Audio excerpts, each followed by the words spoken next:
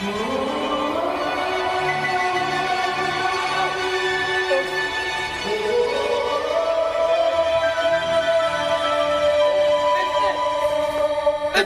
is Let's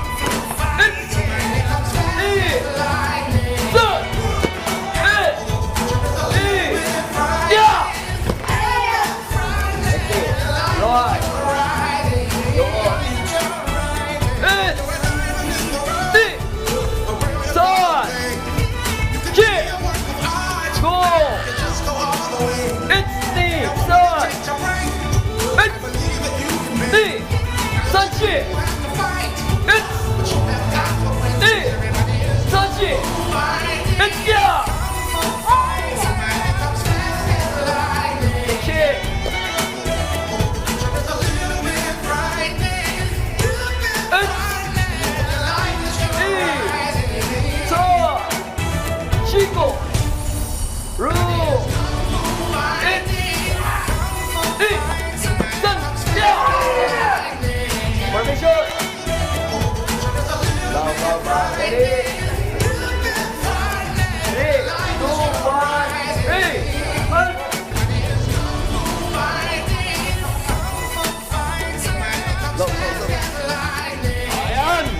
Mga ka-RSP, again, let us all welcome PKL El Tigre Pilipinas, ang mga pambato po ng ating bansa sa nalalapit na 16th Asia Pacific Shitoryu Karate Championship sa may Singapore. Pag-uusapan po natin ang kanilang paghahanda at ang kanilang layunin na mauwi ang karangalan para sa bansa.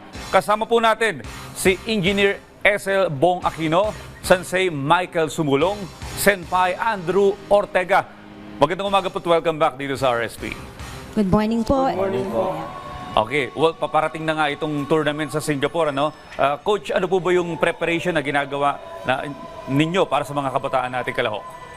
Ayan, 4 months po kami nag-training para po dito sa parating na championship sa Singapore.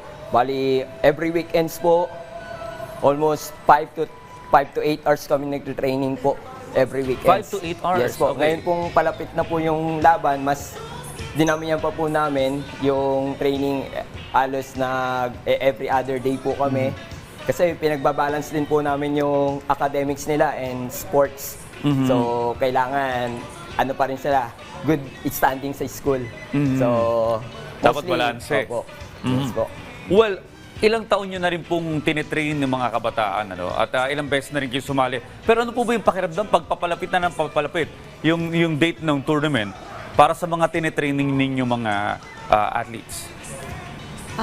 Go ahead, ma'am. Okay po.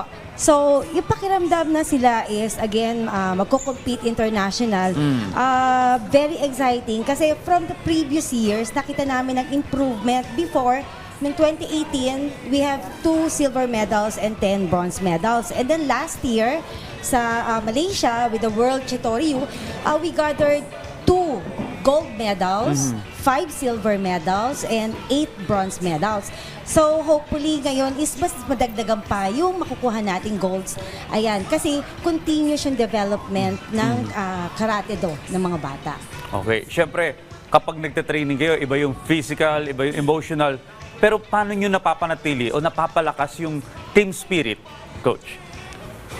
And, bali, with the support po ng mga parents and mga coaches po, we gather po, nagkaaroon po kami ng mga tournaments na friendly game, mga friendly competition po para mas mahasa pa po sila at mabuo po yung kanilang teamwork or yung team spirit po na ano natin, na makuha po natin.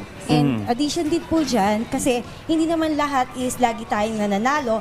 So, andun yung i-motivate din natin sila na as long as they give their best, so okay yan lang yun kahit hindi sila nanalo. Kasi bonus lang naman talaga ang medals. Yung learning na nakuha nila during the tournament, yun ang importante.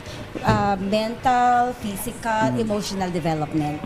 Well, of course, ang aim yung mga medalya, no?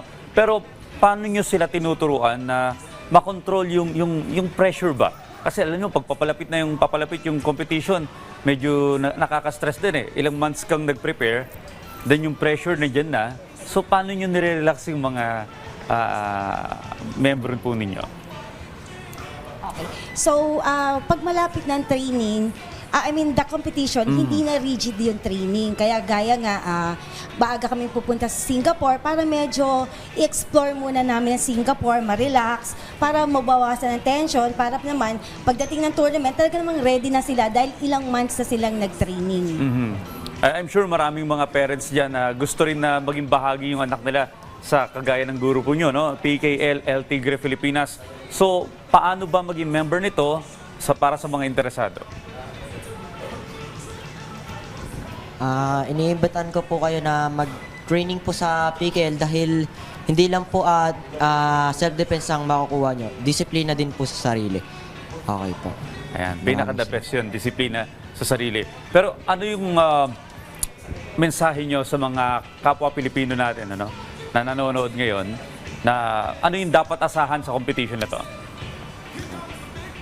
Ayun, so sa mga viewers po, wag po kayong matakot, especially the parents, kasi kung mapapansin nyo, akala nila is karate physical, na masasaktan yung mga anak, pero kasi kailangan i-prepare din natin ang mga anak natin para pag mga dumating sa mga talagang challenges, madali na nilang malalampasan yung itong mga ilan na extreme challenges, di ba? Hindi agad-agad sila susuko because they train hard. And then at the same time, andin dun yung napaperfect nila yung character, and then the spirit of sportsmanship, ayan. And then also yung respect. Respect sa mga sensei or teacher, sa mga parents, sa mga co-players, ini-inculcate din po namin yan. Kaya nga may do sa Karate Do. It's the values that they learned while practicing Karate Do. Okay, Senpai Andrew, ano bang dapat asahan natin sa magiging competition na to?